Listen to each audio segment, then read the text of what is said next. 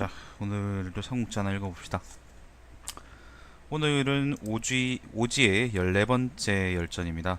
오주 오자전입니다. 오주 오자전. 오주가 이제 손권이죠, 그죠? 손권의 오자, 다섯 아들 열전, 이런 의미입니다. 손등, 손려, 손화, 손패, 손분, 이렇게 5명입니다. 자, 오주 오자전. 자, 먼저 손등입니다. 손등. 손등은 자고이고 손권의 맏아들이다. 자, 황초 2년입니다. 위나라 황초 2년. 손권을 오왕으로 삼고 손등을 동중랑장으로 임명했으며 만호후로 봉했다. 이때 손등이 13살이었다네요.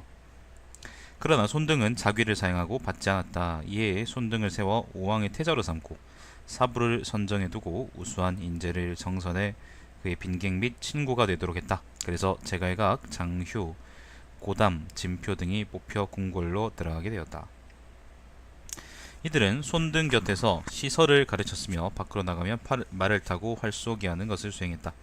손권은 손등에게 한서를 읽혀 근대 역사를 익혀서 숙지하게 했다. 하긴 그때는 한서가 근대의 역사겠네요. 가까운 시대의 역사니까. 장소는 한서에 대해서 사법이 있었지만, 사법이라는 거는요, 지금 그 가르치는 방법인 것 같은데, 뭐 관용적인 의미 있는 모양인데 아무튼 그 가르치는 방법 정도로 이해하면 좋을 것 같아요. 사법이 있었지만 거듭 그를 번거롭고 수고롭게 해야 하므로 장휴가 장수에게 배우고 궁궐로 돌아와 손등에게 전하도록 했다. 손등은 곁에서 모시는 관속들에 대해 간단히 평민의 예지를 사용하게 하고 제갈각, 장휴, 고담 등과는 어쩌다 같은 수레에 타기도 했으며 같은 침상에 누워 자기도 했다. 태부 장훈이 손권에게 말했다. 중서자라는 관직은 태자와 가장 친밀하며 태자 가까이 있으면서 모든 질문에 대답해야 하므로 마땅히 덕행이 뛰어난 사람을 임용해야 합니다. 중서자가 이제 태자의 일종의 그 하인은 아니고 아무튼 그 태자 옆에서 계속 태자를 보조하는 그런 직책인가 봅니다. 자, 그리하여 진표 등을 임용해 중서자로 삼았다. 또 뒤에 서자라는 거는 이제 중서자보다 아래쪽에 있는 사람들 같은데 아무튼 태자에 딸린 관리들이랍니다. 군주와 신하의 예절에 구애되자 또 두건을 쓰고 곁에서 모시도록 했다. 자, 황룡 원년입니다. 손권이 황제로 일컫자 손등을 세워 황태자로 삼고 제갈각을 좌보로, 장휴를 우필로, 고담을 보정으로, 진표를 익정으로 삼았는데 다들 도위들입니다. 좌보는 좌보도위, 그다음 우필은 우필도위, 뭐 이런 거. 자, 이들을 사우라고 했다. 내 친구. 그리고 시경, 사경, 범신, 조현, 양도 등은 모두 손등의 빈객이 되었다. 이 때문에 동궁에는 인재가 많다고 알려졌다. 동궁은 그 태자의 궁이죠. 손권은 수도를 건업으로 옮기게 되자 상대장군 육손을 불러 손등을 보좌해 무창을 지키고, 자, 원래 무창이 있었거든요. 무창이 있기도 하고 여기 있기도 하고 그랬었는데 무창이 있다가 건업으로 옮기고 황제된 이후에 육손한테 이제 무창을 맡겼답니다. 손등도 무창이 있고요. 자, 옛수도의 궁전이나 관소에 남은 일을 겸하게 했다. 손등은 때때로 사냥하러 나가 마땅히 지름길을 지나야 할 때도 늘 기름진 밭을 멀리 피하고 농가를 밟지 않았으며 쉬는 곳에 이르러서도 공한지를 선택하였다. 공한지는 뭔지 모르겠다. 아무것도 없는 지역인가? 자, 그가 백성을 번거롭게 하지 않는 하늘의 함이 이와 같았다. 그는 일찍이 말을 타고 밖으로 나갔다가 몸 곁으로 탄환이 스쳐 지나가자 주위 사람들에게 탄환을 쏜 자를 찾도록 했다. 탄환이라는 거는 그 세뇌예요. 세뇌.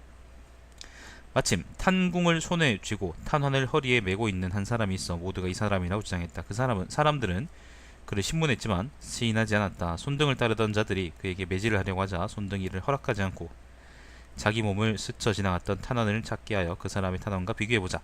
같은 것이 아니므로 풀어주었다. 또 한 번은 손등이 물을 담아놓는 금그릇이 없어진 일이 있었다. 금그릇은 좋지 않습니다. 중금속이에요, 여러분. 그것을 훔친 자를 찾아내보니 수하에 있던 자가 한 짓이었다. 손등은 차마 벌을 내리지 못하고 그를 여러 차례 불러 나무라고는 집으로 돌려보냈으며 측근에 있는 자들에게는 이 일을 발설하지 말라고 했다. 뒤에 손등의 동생 손려가 죽자 손권은 그를 위해 식사를 줄였다. 손등은 밤낮을 겸하여 가서 뇌향이 이르러 직접 알렸다. 손권은 곧장 그를 불러 만났다. 손등은 손권이 슬퍼하며 우는 것을 보고는 다음과 같이 간언했다. 손려가 질병으로 침상에 누워 일어나지 못한 것, 이것은 운명입니다. 지금 북쪽 영토는 아직 통일되지 않았고 사해는 구제되기를 우러러 갈망하고 있습니다. 하늘은 폐하께 명을 주었는데 폐하께서는 죽은 손녀에 대한 감정 때문에 태관에게 음식을 주리라고 하셨습니다. 태관은 이제 임금이 왕의 음식을 맡은 관리랍니다. 자, 이것은 예절을 넘어서는 요구입니다. 저는 사사로이이기 때문에 걱정스럽고 불안합니다. 손권은 그의 의견을 받아들이고 그를 위해 음식을 늘렸다. 그러니까 슬퍼가지고 먹는 밥을 줄이라고 했는데 그게 이제 나라의 큰 해기 때문에 손등이 그러지 말라라고 했던 거죠. 자, 손등이 머문 지 열흘이 지나자 손권은 그를 서쪽으로 돌아가라고 했다. 손등은 오랫동안 부모 곁을 떠나 있어 안부를 살필 수 없었던 것은 자식된 도리로 흠이 있는 것이라고 간절히 말하고, 또 육수는 충성스럽고 근면함으로 돌아보고 걱정할 것이 없다고 하자 마침내 손권은 그를 머무르게 했다. 자, 가와 3년입니다. 손권은 신성으로 출정하면서 여기 234년입니다. 그거죠. 잠깐만. 합비가 여기죠. 합비 신성입니다. 제갈량이 이제 5차 북벌을 떠날 때 그때 이제 손권도 같이 호응해서 이제 신성을 친 겁니다. 제대로 되진 않았지만. 자, 손등에게 남은 일을 도맡아 처리하도록 했다. 그에는 식량이 넉넉하지 못하여 도적이 많았다. 손등은 이와 관련된 법령을 제정해 방어하였고 그 법령으로 간사한 자들을 붙잡아 근절시키는 관건을 완전하게 얻었다. 당초에 손등의 생모는 신분이 미천해 손등이 어릴 때부터 서부인이 어머니로서 길러준 은혜가 있었다. 뒤에 서부인하고 손권의 그 와이프들 이야기는 후비전인가요? 어디 있었지? 비빈전이군요. 앞쪽에 이제 비빈전에 있었죠, 그죠? 그거 한번 읽어보시고. 자, 서부인은 뒤에 질투 때문에 폐출되어 오군에서 살게 되었고 보부인이 가장 총애를 받았다. 보부인의 딸들이 그건가? 손노반하고 손노익인가? 자, 보씨가 하사하는 것이 있을 때 손등은 감히 사양하지 않고 정중히 받았다. 서부인이 사람을 보내 옷을 줄 경우에는 반드시 목욕을 하고 나서 입었다. 손등은 태자로 세워졌을 때 사행하며 이렇게 말했다. 근본이 먼저 확립되고서야 도의가 생깁니다. 태자를 세우려면 마땅히 먼저 왕후를 세워야 합니다. 손권이 말했다. 네 어머니가 어디 있느냐? 그러니까 왕후로 삼을 사람이 누구냐라고 물은 거죠. 손등이 말했다. 자, 오군에 있습니다. 손권은 잠자코 있었다. 오군에 있다는 말은 손권은 이제 보씨를 자기 이제 황후로 세우고 싶었는데 근데 이제 손등의 경우에는 원래 자기를 길러준 서부인이죠. 예, 서부인을 가리켜서 서부인을 왕으로 세우는 게 맞다라고 얘기하는 거죠. 자, 손권은 잠자코 있었다. 손등은 태자로 세워진 지 21년 만에 33살에 세상을 떠났다. 그는 임종하기 전에 다음과 같은 상소를 올렸다. 신은 현명하지 못하고 중병에 걸렸으며 스스로 반성해보면 품행이 비루한데 갑자기 죽음이 이를까 두렵기만 합니다. 신 스스로는 애석할 것이 없으나 부모를 떠나 흙 속에 묻혀 다시는 영원히 궁궐을 받들어 우러러보지 못하고 해와 달과 함께 폐하와 왕후께 인사드릴 수 없으며 살아서는 나라에 이익이 된 것이 없고 죽어서는 폐하께 슬픔만을 남길 것을 생각하니 이 때문에 비애를 느낄 뿐입니다. 신이 듣기로 죽음과 삶은 운명이 있으며 장수와 요절은 하늘에 달려 있다고 합니다. 주진이나 안회는 뛰어난 지혜를 지닌 인재이지만 오히려 요절했습니다. 안회는 여러분 아시죠, 그죠? 주진이는요, 그 동주 영왕의 태자랍니다. 똑똑한 사람이었답니다. 자, 요절했습니다. 하물며 신은 어리석고 비루한데도 나이는 그들의 수명을 넘었고 30살 넘으면 요절 아닙니다. 30살 넘으면 요절 아니에요. 죽으려고 하면 30살 전에 죽어야 됩니다. 그래야지 요절했다고 이름이 납니다. 곽가가 요절했나? 모르겠다. 자, 넘었고 살아서는 나라의 후사가 되었으며 죽어서는 존영의 지위를 누리게 될 것이니 신은 이미 많은 것을 얻은 것인데 또한 어찌 슬프하고 한탄하겠습니까? 지금 큰일이 아직 확정되지 않았고 붙잡을 도적도 아직 토벌되지 않아 모든 나라 사람이 우러러 사모하며 폐하께 운명을 걸고 있습니다. 위험에 처한 자는 안전을 갈망하고 혼란에 처한 자는 태평스럽게 다스려지기를 바랍니다. 원하건대 폐하께서는 신의 몸을 잊어버리고 자식에 대한 정감을 끊고 황제와 노자의 방수를 익혀 황제하고 노자는 황제는 여러분 아는 그 오제 중에 황제고요. 노자는 뭐 여러분 아는 노자입니다. 방수를 익혀. 근데 이때 이제 황제와 노자의 방술이라고 나오는 걸 보면 그때도 이미 삼국시대잖아요. 삼국시대에도 이미 노자라는 게 이제 신선 같은 그런 이미지로 알려진 모양이에요. 하상공본을 보면 그렇지. 자, 아무튼 방수를 익혀 진심으로 정신을 보양하며 음식에 영양을 더하고 신성하고 영명한 사고를 널리 펼침으로써 무궁한 궁업을 확립하십시오. 그러면 천하의 백성은 다행스럽게도 의지할 곳이 있게 되고 신은 죽어도 여한이 없을 것입니다. 황자 손화는 어질고 효성스럽고 총명하고 지혜로우며 덕행이 청명하고 풍부함으로 마땅히 일찍 세워 안배의 백성의 희망을 붙들어매야 합니다. 제갈각의 재량은 넓고 통달했으며 기량은 시정을 보필하는 자리에 임명할 만합니다. 장휴, 고담, 사경은 모두 기민하고 식견이 있으므로 궁궐로 들어오면 측근의 신복으로 임명하는 것이 마땅하고 지방으로 가면 수적으로 살만합니다. 범신과 화용은 보통 사람보다 무용이 뛰어나고 웅장하고 절개가 있으며 국사다운 풍모가 있습니다. 양도는 변설이 민첩해 독자적으로 응대할 재능이 있습니다. 조현은 성정이 우수하고 넓으며 지향하는 바가 도통의 진리를 실천합니다. 배흠은 식견이 넓고 기억력이 있으며 문체는 쓸만한 가치가 있습니다. 장수와 우번은 지조와 절개가 분명합니다. 무릇 이런 여러 신하는 어떤 이는 조정의 신하로 임명해야 하고 어떤 이는 장수로 임명해야 하는데 이들은 모두 시사에 밝고 법령을 분명하게 익혔으며 신용을 지키고 도의를 견지하며 빼앗을 수 없는 뜻이 있습니다. 양밥에 이들은 모두 폐하가 해와 달처럼 빛나는 지혜로서 신의 관리로 뽑아 안배에 제가 함께 정사를 처리하도록 했습니다. 저는 이들의 마음을 상세히 알게 되었기 때문에 폐하께 아뢰입니다.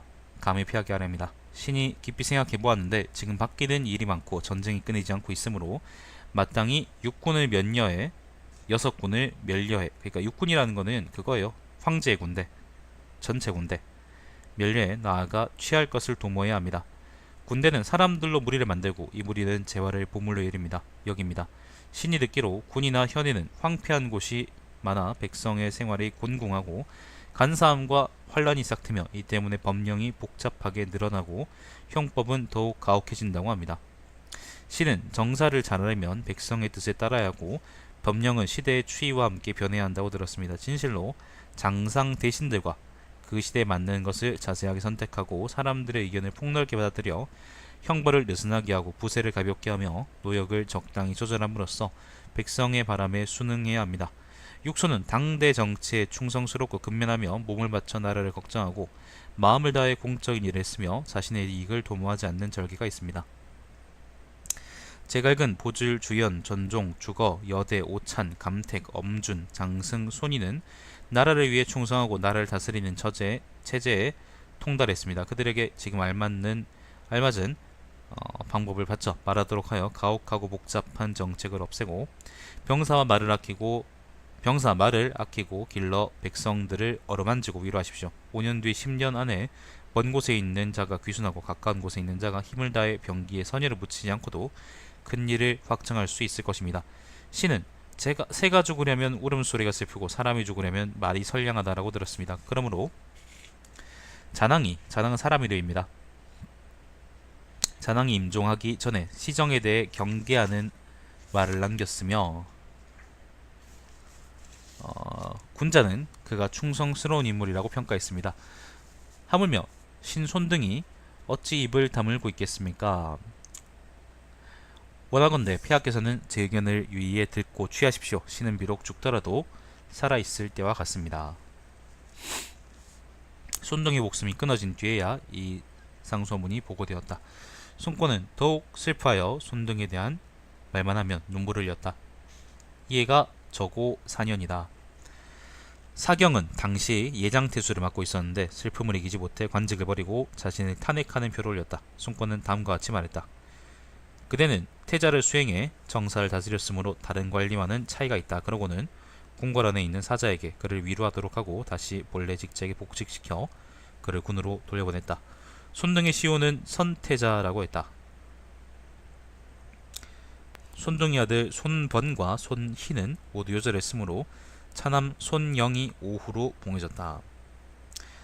오봉원년입니다. 손영은 대장군 손준이 정권을 잡자 그를 주살하려는 음모를 꾸몄지만 일이 발각되어 자살했으므로 봉업이 취소되었다.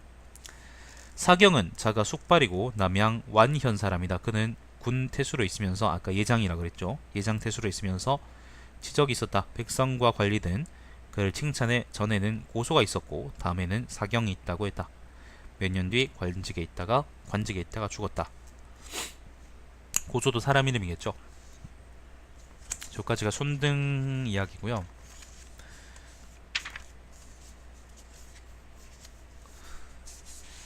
손권이 죽고 그 이후에 이제 솔량하고 그 다음에 누구죠? 솔량 다음에 누구냐? 갑자기 기억이 안 나네.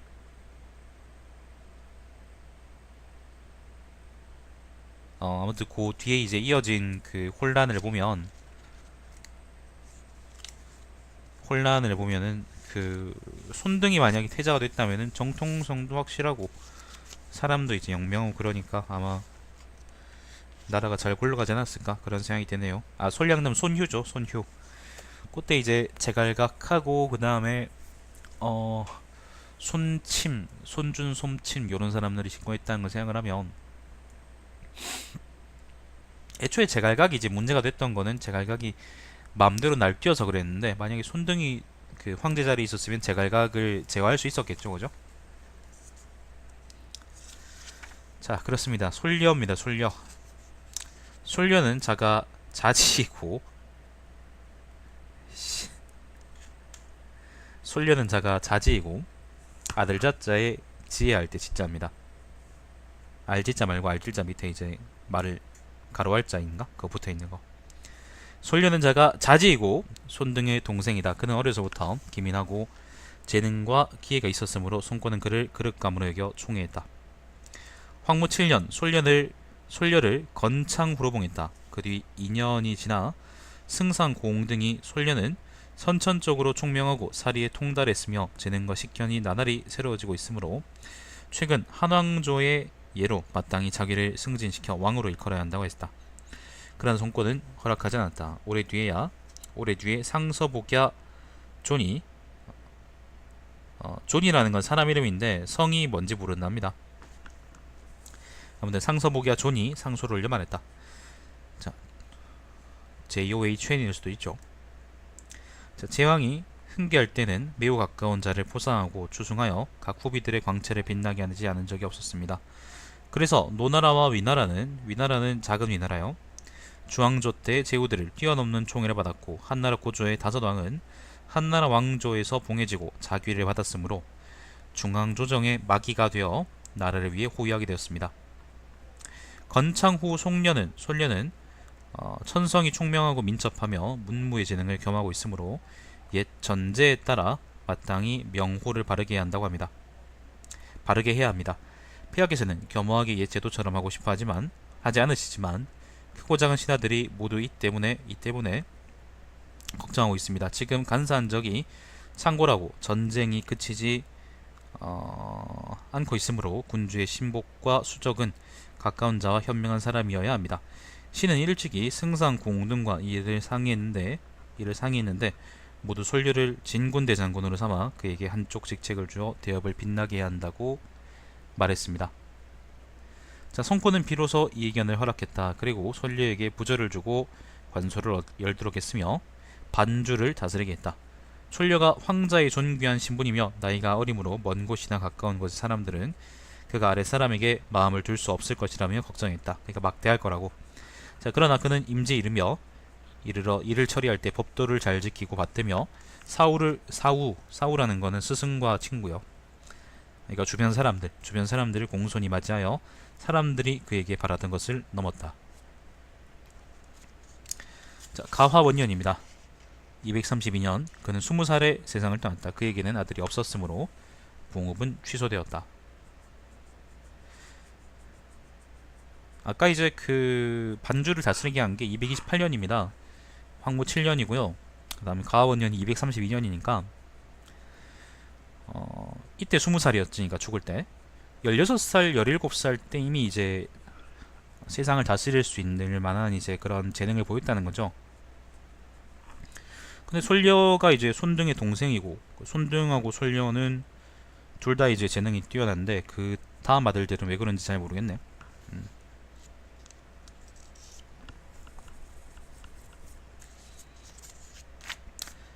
좋은 사람들을 일찍 데려간다 그러더니.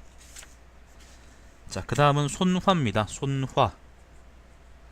손화는 자가 자효이고 솔려의 동생이다. 그는 어릴 때부터 어머니 왕씨에게 왕부인입니다. 총애를 받았으므로 왕부인이 둘입니다. 그 두 사람에 대해서는 비빈전을 보세요. 왕씨에게 총애를 받았으므로 손권의 사랑을 받았다. 14살 때 그를 위해 궁위를 두었고 중서령 감택을 시켜 경전과 유계를 가르치겠다. 그는 학문을 좋아하고 선비들에게 이해를 갖추었으므로 사람들에게 칭찬을 많이 들었다. 저고 5년입니다. 그는 태자로 세워졌는데 이때 이제 그게 죽었죠. 손등이 죽은 이유죠, 그죠? 네, 그때 19살이었다. 감택이 대부가 되고 설종이 소부가 되었으며 채영, 장순, 봉보, 엄유 등은 모두 곁에서 모시며 따랐다. 이때는 담당 관리가 안건을 만들어 그 일의 집행 여부를 묻는 일이 많았다. 손원은 이는 간사하고 요망한 사람들이 이를 이용하여 개인적인 뜻을 섞어 재앙을 일으킬 마음을 싹 틔우게 하는 것으로 오랫동안 지속되게 놔둘 수 없다고 생각하고 마땅히 근절시켜야 함을 나타냈다. 또 도독 유보가 서자 정한을 고발하고 정한도 유보를 고발했다. 서자라는 거는 그 태자 중서자 얘기하는 겁니다. 자, 손화는 정한에게 다음과 같이 말했다. 문인과 무인으로 맡은 직책의 일을 제대로 할 수 있는 자가 몇 사람이나 됩니까? 틈이 벌어져 가리는 부분을 당겨 끌어내며 서로 해치려고 후회하면서 어찌 복이 있겠습니까? 그러고는 두 사람의 입장에서 설명해 두텁게 왕래하도록 했다. 손화는 늘 당대 선비들은 마땅히 학문을 탐구하고 연구하고 무예를 훈련하고 익혀서 그 시대의 일을 주재해야 하는데 오로지 바둑 두는 것으로 교유해 이를 방해함으로 나아가 취할 수 없다고 했다. 그 뒤에 여러 관료가 그의 연회에 나와 바둑계에 관해 이야기할 때도 손화는 다음과 같이 말했다. 이것은 이를 회방해 시간을 낭비하고 실제 쓰임에는 이로움이 없으며 정력을 수그럽게 하고 사고력을 손상시키지만 결국에는 이루는 바가 없으니 덕행에 매진하고 공업을 닦아 공적을 쌓는 방법이 아니다. 모임 나가서 게임 얘기하는 것들, 얘기하는 것처럼 보이지만 실제로는 아무 내용 없는 얘기들. 자, 그리고 뜻있는 선비들은 시간을 아끼고 힘을 아끼며 군자는 그것을 흠모하여 고상하게 하여 그 대열에 들지 못함을 치욕스러워한다. 그리고 어디 가서 사상적인 얘기하는 놈들, 그게 뭐지? 정치 얘기들, 의미 없는 정치 얘기들, 페미니즘 아니면 소수자, 그다음 뭐 아니면 무슨 온갖 그 뭐 그런 것들에 대해서 자기는 고결한 척, 그다음에 정의로운 척하면서 사실은 아무런 내용 없는 그런 얘기들을 얘기하는 거죠. 자, 그리고 뜻있는 선비들은 시간을 아끼고 힘을 아끼며 군자는 그것을 흠모하며 고상하게 하여 대열에 들지 못함을 치욕스러워한다. 천지는 장구하고 사람은 그 사이에 있으므로 흰 망아지가 틈새를 지나는 것 같다는 비유가 있다. 사람은 한 번이 늙고 영화는 되풀이 되지 않는다. 무릇 사람의 병폐는 인간의 정욕을 끊을 수 없는 곳에 있다. 만일 진실로 이로움이 없는 정욕을 끊어 도덕과 인의의 길을 받들 수 있고 긴급하지 않은 일을 벌이고 공업의 기초를 닦을 수 있다면 사람의 명예와 품행에 어찌 좋은 일이 아니겠는가. 사람의 감정에 유의나 오락이 없을 수는 없지만 유의나 오락의 오묘함은 또한 술 마시고 연애를 열어 금슬을 타고 책을 읽으며 활쏘기나 말타기를 하는 사이에 있지. 하필 바둑을 둔 다음에야 즐거워하겠는가. 그리고서는 곁에서 모시고 있는 자들 가운데 8명에게 각기 바둑에 관한 의론을 지어 각기 자기 생각을 보충하라고 했다. 그래서 중서자 위요는 물려나 논하여 상주했고 손화는 그것을 빈객들에게 보여주었다. 당시 채영이 바둑을 좋아해 그의 관서에서 일하는 자들 중에 그에게 바둑을 배우는 자가 많았기 때문에 이로써 그를 풍자한 것이다. 자, 이 뒤에 왕부인과 전공주 사이에 틈이 생겼다. 왕부인은 왕부인이고 그 손화의 어머니죠, 그죠? 전공주는 바로 손노반입니다. 손노반. 자, 손권은 일찍이 병으로 자리에 누워 있었으므로 손화가 종묘의 제사를 지내게 되었다. 손화의 비, 그러니까 와이프의 숙부 장휴가 종묘 근처에 살고 있어서 손화를 초청해 머물게 했다. 전공주는 사람을 시켜 몰래 감시하도록 하고는 태자가 종묘 안에 있지 않고 오로지 비의 집으로만 가서 일을 꾸민다고 말하고, 왕부인은 황상이 질병으로 누워있는 것을 보고 기뻐하는 기색이 있다고 했다. 손권은 이 일로 개빡쳤다. 왕부인은 걱정하다가 죽었고,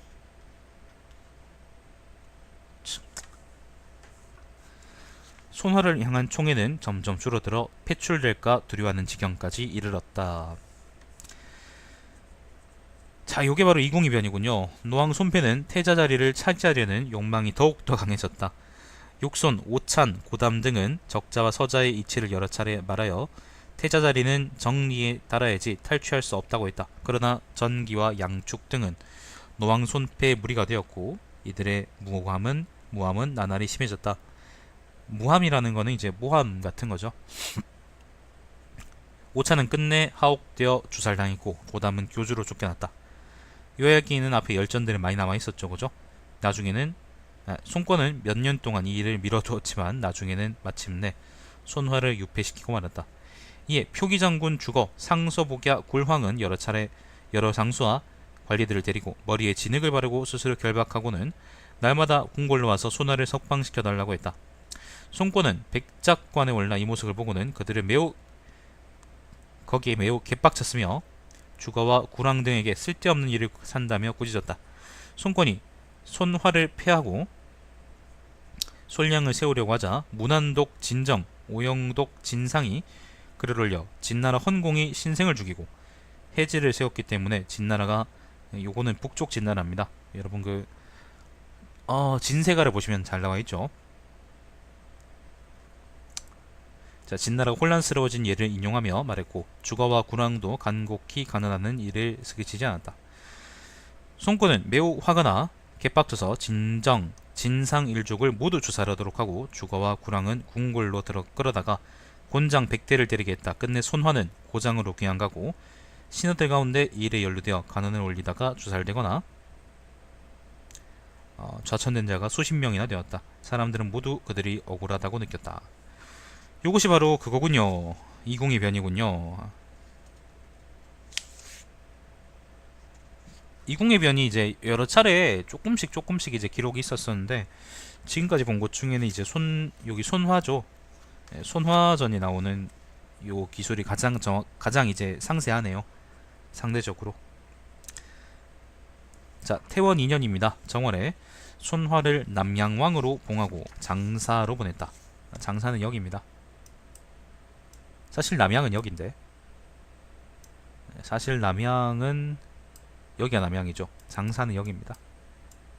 여기 같은 형주긴 하네. 자, 4월에 손권이 죽고 제갈각이 정권을 잡았다. 제갈각은 손화의 비 장씨의 외숙이다. 손화의 비는 황문 진천을 건업으로 가도록 하여 궁궐에 상소를 올리고 아울러 제갈각에게 안부를 묻게 했다. 진천이 오자 제갈각은 이렇게 말했다. 나를 위해 비에게 전하십시오. 때가 되면 반드시 다른 사람을 뛰어넘게 해주겠다고 하십시오. 제갈각이 이 말은 누설되고 말았다. 또 제갈각은 천도하려는 뜻이 있어 오창궁을 손질하게 했으므로 민간에서 어떤 이는 그가 손화를 맞이하려 한다고 말하기도 했다. 제갈각이 주살되자 손주는 이 기회를 틈타 손화의 옥새와 인수를 빼앗고는 손화를 신도로 옮기고, 신도라는 건 여기죠. 여기가 신도입니다. 여기가 이제 건업입니다. 여기가 신도. 네, 신도로 옮기고 손화의 옥새와 옮기고 또 사자를 보내 죽음을 내렸다. 손화가 비장씨에게 이별의 말을 하자 장씨가 말했다. 좋은 일이든 흉한 일이든 저는 당신을 따라야 합니다. 끝까지 혼자 살 수는 없습니다. 장씨도 자살하니 온 나라 사람이 슬퍼했다. 뒤쪽에 그 손패도 있고 뭐 그러니까 손패 바로 뒤에 나오네요. 그 이궁의 변에 대한 이야기는 쭉 이어질 겁니다. 자, 장씨도 자살하니 온 나라 사람들이 슬퍼했다. 손유가 즉위하여 손화의 아들 손후를 오정후로 봉하고 신도로부터 본래 본국으로 돌아오게 했다. 자, 손유가 죽자 손후가 황제로 즉위했다. 그의 아버지 손화를 추증해 시호를 문황제라 하고 명릉으로 이장해 원읍 200호를 배치했으며 영과 승을 둬 받들게 했다. 다음에 정월에 또 오군과 단양의 9편을 분할해 오흥군을 만들고 오정에 관소를 두고 태조를 배치해 철마다 제사를 받들게 했다. 담당 관리는 마땅히 경읍에 묘를 세워야 한다고 상주했다. 자, 보정 2년입니다. 7월에 수대장 서루에게 능모 옆에 제전을 행하는 당을 만들어 세우도록 하고 청묘라고 했다. 12월에 수승상 맹인과 태상 요신을 보내 관료와 중군의 보병과 기병 2,000명을 준비해 임금의 시신을 태우는 수레로 동쪽 명릉으로 와서 손화의 영혼을 맞이하도록 했다. 손호는 맹인을 불러보고 직접 정원으로 정중히 전송했다. 상여가 이를 알 즈음에 승상 6개를 시켜 3가지 희생이라는 것은 제사에 바치는 동물을 의미합니다. 소와 양과 메갈리아로 근교에서 제사를 올리도록 했으며 손호는 금성 밖에서 노숙했다. 다음날 동문 밖에서 상녀의 배를 했다. 그 다음날 청묘에서 배하라고 제사를 올리며 슬피 울었다. 1회가 되었을 때는 7일째 되었을 때 이미 제사를 3차례 지냈고 창기들이 밤낮으로 연주해 즐겁게 했다. 창기라는 거는 음악 연주하는 사람들을 옛날에 창기라 그랬습니다. 노래하고 그런 사람들. 자, 담당 관리가 상주에 말했다. 제사는 너무 잦지 않아야 합니다. 잦으면 장중하지 않게 되니 마땅히 예의로 감정을 끊어야 합니다. 이 말을 듣고 멈추었다. 여기까지가 손화고요. 손화도 상당히 인물이었던 것 같은데, 네, 아무튼 손권의 결정장애와 그리고 손권의 판단력 미스로 최후가 좋지 못했네. 자, 손패입니다. 손패. 이번엔 손패. 손패는 자가 자위이고, 아까 솔려는 자지 아니었나? 네, 손패는 자가 자위이고 위태롭다 할 때 위자입니다. 아들 자자에다가. 손화의 동생이다. 손화가 태자가 되었을 때, 동생이에요? 동생이라는 게 아마 그 서자라는 의미인가? 서자라는 의미 같은데, 서자 배다른 동생 같은데, 손화가 태자가 되었을 때 손패는 노왕이 되었는데 총애와 특별한 대우에는 손화와 다름이 없었다. 오래지 않아 손화와 손패가 화목하지 않다는 소리가 손권의 귀에까지 들려왔다. 손권은 사람들의 왕래를 금지시키고 그 시간에 학문에 정진하도록 했다. 독군사자 양도가 상소를 올려 다음과 같이 말했다. 독군사자. 자, 신이 듣기로 옛날에 천하를 가진 사람은 모두 먼저 적자와 서자를 분명히 구별하고 자제들에게 봉토를 나눠줘 나라를 세웠기 때문에 조종을 존중하며 그러니까 정부를 존중하며 나라의 울타리를 만들었다고 합니다. 두궁궐이 각기 태자와 노왕으로 책봉되었을 때 사회 안에서는 마땅한 처사라고 칭찬했으며 이것은 대오가 우리 오나라가 흥성에 융성해질 기초였습니다.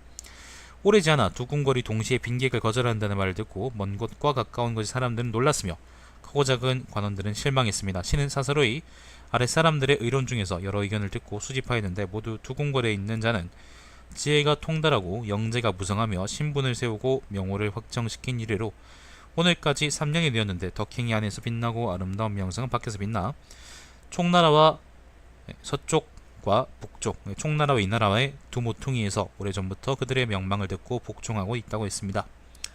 그리고 폐하께서는 먼 곳과 가까운 곳의 사람들이 덕정에 귀순하기를 갈망한 데 순응해 두군궐에서 사방 먼 곳의 빈객들을 초청하도록 해 다른 나라가 명성을 듣고서 종이 되기를 원하도록 해야 한다고 했습니다. 그런데 지금 이 점에 마음을 두지 않고 오히려 조서를 내려 그들의 방위를 줄이고 빈객을 거절하게 해서 사방의 예의와 경의가 다시는 통솔하지 못하게 했습니다.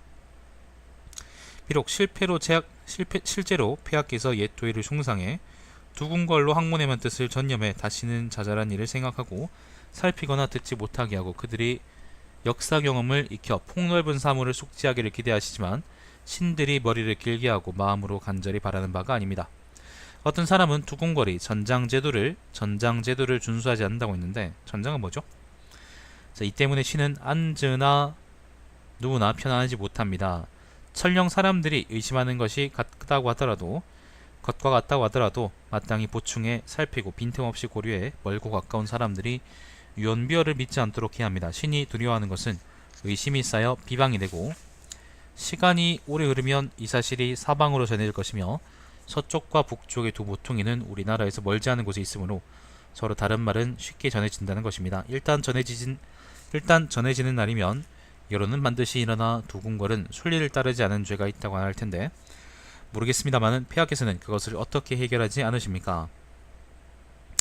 만일 이 점을 다른 나라에 설명할 방법이 없다면 나라 안의 백성에게도 설명할 방법이 없을 것입니다. 나라 안의 백성이 의심하고 다른 나라에서 회방을 일으킨다면 옹대한 사업을 발전시키고 사직을 지키기란 불가능할 것입니다. 원컨대 폐하께서는 일찌감치 우수한 조서를 발표해 두 궁궐이, 그러니까 손화 이제 순패 그거죠. 처음처럼 훌륭한 인물들과 예의로 오가도록 하십시오. 그러면 천지가 맑고 편안해지며 온 나라가 매우 다행스러워할 것입니다. 당시 전기, 오한, 손기, 양축 등은 함께 손패에게 기대어 태자를 해칠 이를 은밀히 도모하고 있었다. 그들의 모함과 비방이 행해진 뒤 태자는 패하여 몰락하였고 손패도 죽음을 받았다. 양축의 시신은 강물에 버려졌고 그의 형 양목은 양축에게 여러 차례 가난을 경계시켰으므로 큰 형벌은 면했지만 남주로 귀양갔다. 남주라는 건 교주입니다. 손패가 죽음을 받게 된 다음에 전기, 오한, 손기 등도 주살되었다. 모두 손패와 결탁해 손화를 무함하였기 때문이다. 손패에게는 두 아들 손기와 손일이 있었다.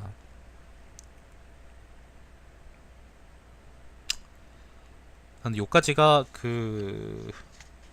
요 위에 문장까지가 손패 입장에서의 그거네요. 이공의 변에 대한 건데 서술 자체는 이제 손화 쪽이 가장 많이 상세하네. 자, 아무튼 손패에게는 두 아들 손기와 손일이 있었다. 오복년간에 손기를 오후로 몽하고 손일을 왈릉후로 몽했다. 왈릉후. 손기는 궁궐 안에서 솔량을 모셨는데 태평 2년에 어마를 훔쳐 탔으므로 체포되어 감옥에 갇히게 되었다. 솔량이 시중 조현에게 물었다. 어마라는 거는 그냥 뭐 황제의 말이겠죠. 자, 어마를 훔쳐 탄 죄는 어떻게 처리합니까? 소현이 대답했다. 법률에 따라 마땅히 죽여야 합니다. 그러나 노왕이 유절했으니 회학에서는 그를 불쌍히 여겨 용서하십시오.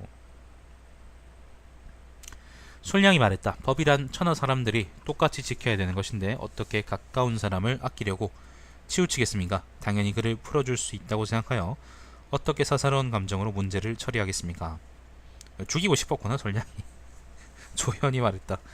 예전에 사면에는 크고 자금이 있었는데 어떤 것은 천하를 범위로 했고 또 천리나 500리 내를 범위로 하여 자기 마음에 따라 사면하기도 했습니다. 솔량이 말했다. 사람들을 납득시키기에 충분하지 않았다. 그리하여 사면의 범위를 궁궐 안으로 하였고 손기는 이 때문에 형벌을 면했다.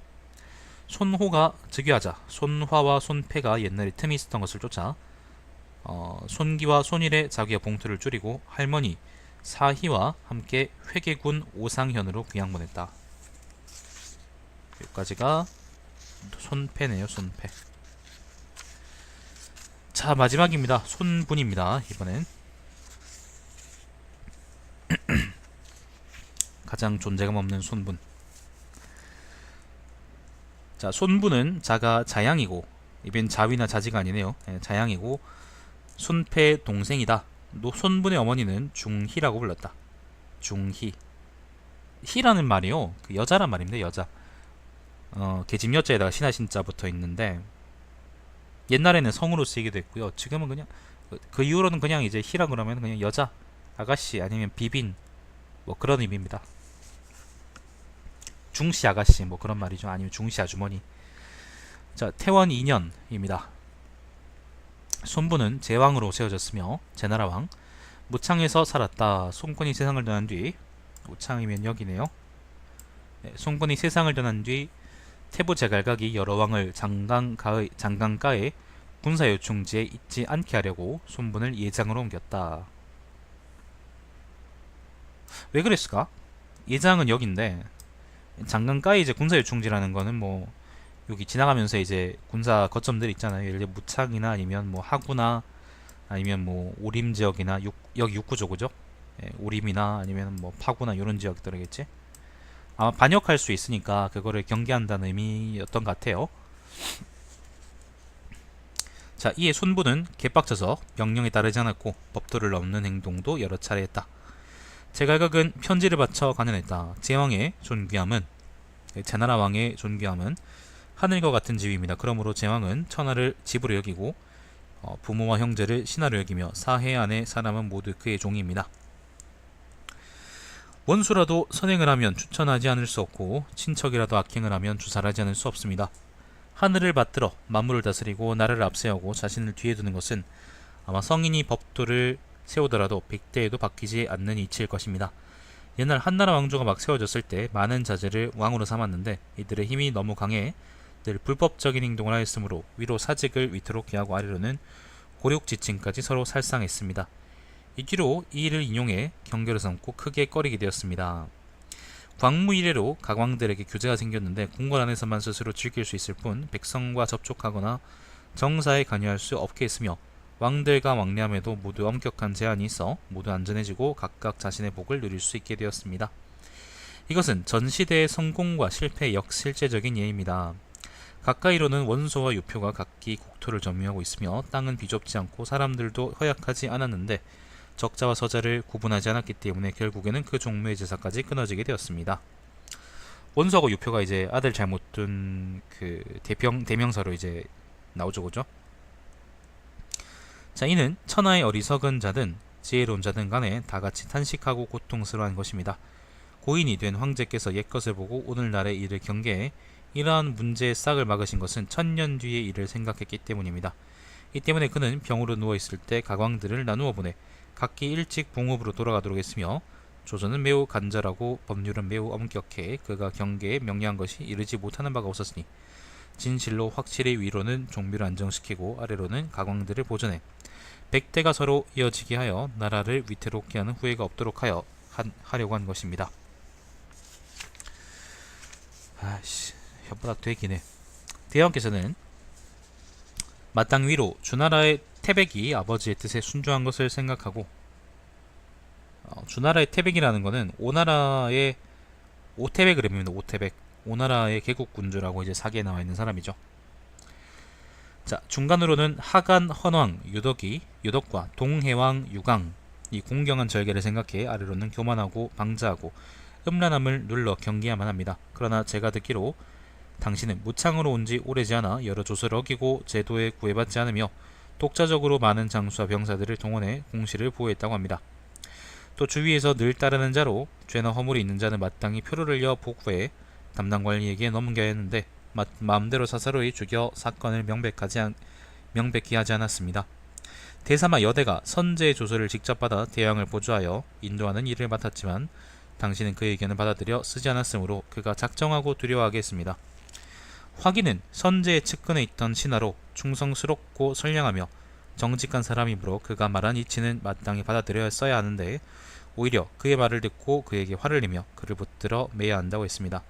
또 중서 양용은 직접 조서를 받았고 그가 맡고 있는 일은 공경스럽고 엄숙한데도 당신은 내가 스스로 금령을 지지 않는데 당신이 나를 어떻게 할 것입니까? 라고 했습니다. 이 말을 듣고 크고 작은 관리가 다 놀라고 이상하게 생각했으며 마음이 섬뜩함을 느끼지 않은 이가 없었습니다.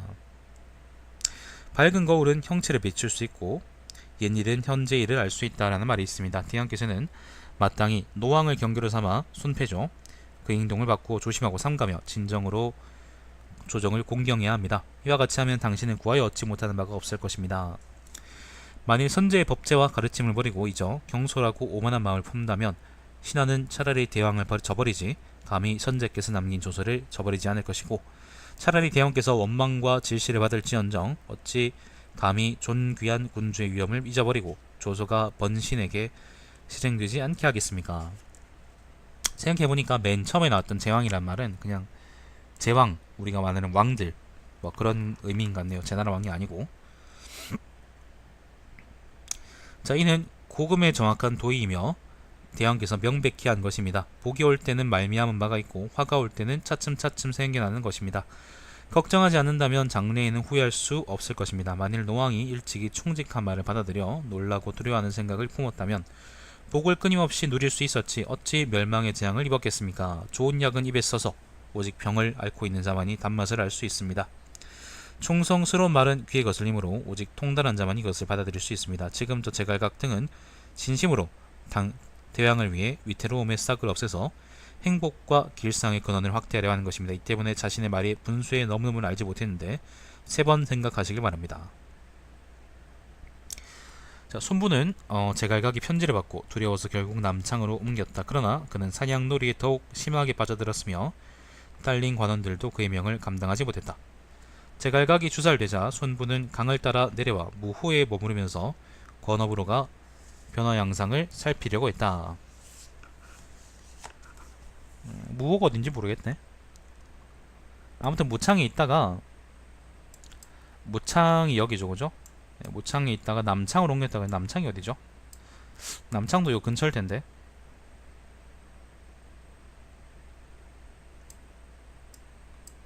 어디였더라? 잠깐만요.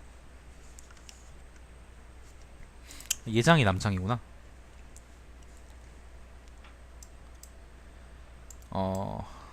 여기 무창이고요. 여기 남창입니다.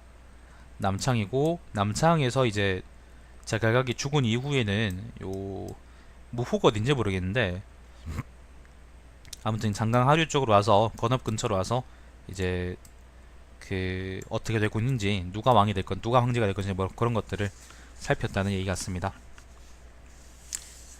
상당히 의심받을 수 있는 행동이죠. 자, 부상, 사자 등이 손분에게 가난하자 손분은 그들을 죽였다. 그는 이 일로 인해 폐출되어 서민이 되었고 장안현으로 쫓겨났다. 장안현이라는 거는 용입니다. 여기. 자, 그는 장한후 태평 3년입니다. 그는 장안후로 봉해졌다. 건형 2년입니다. 오래 살았네요. 손호의 좌부인 왕씨가 죽었다.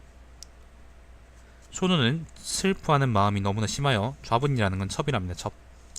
아침 저녁으로 고골하고 몇 달 동안 밖으로 나가지 않았다. 이로부터 민간에서는 손호가 죽었다 하여 손분과 상후 후 손봉 중에서 즉위해야 한다는 풍문이 돌 정도였다. 손분의 어머니 중희의 묘지에는 중희의 묘지는 예장이 있었는데 예장 태수 장주는 소문이 진짜인 줄 알고 묘지를 청소했다.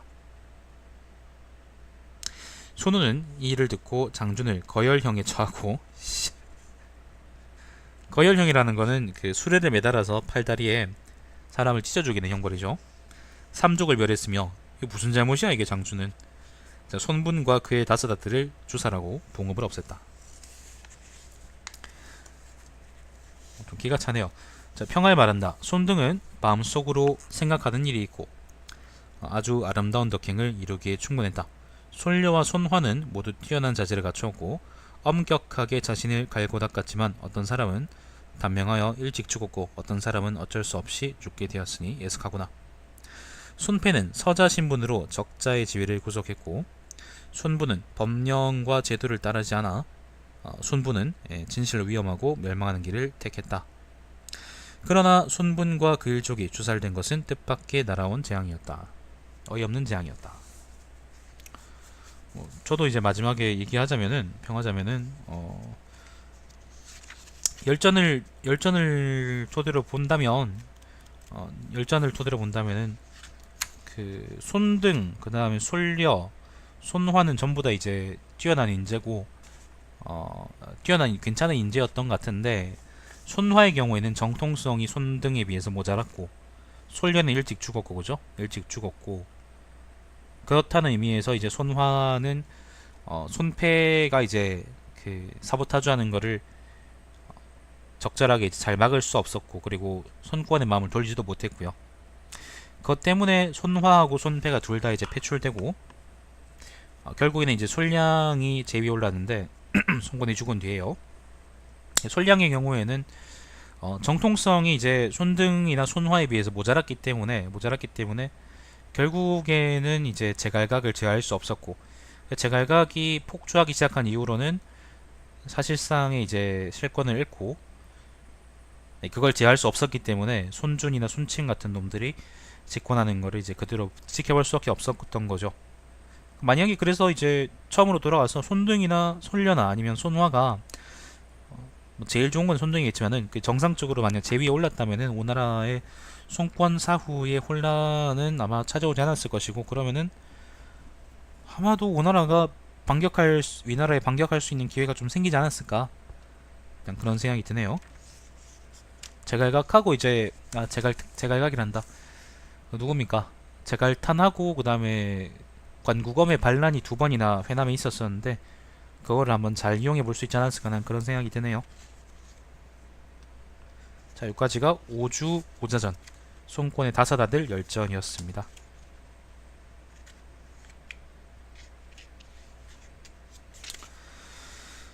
자, 그 다음 열전은 하전여주종리전, 하전여주종리전, 하제, 전종, 여대, 주방, 종리목 열전입니다. 요게 15번째 열전이고 오지가요 총 20개 있습니다. 열전이. 그래서 이제 거의 다 읽었는데 또 읽으면 또 촉취로 넘어가야겠죠. 일단 여기까지 하겠습니다. 자, 시청해주신 여러분 감사드리고 제 방송은 유튜브에 달마시안TV에서 다시 보실 수 있습니다. 방송 종료하겠습니다.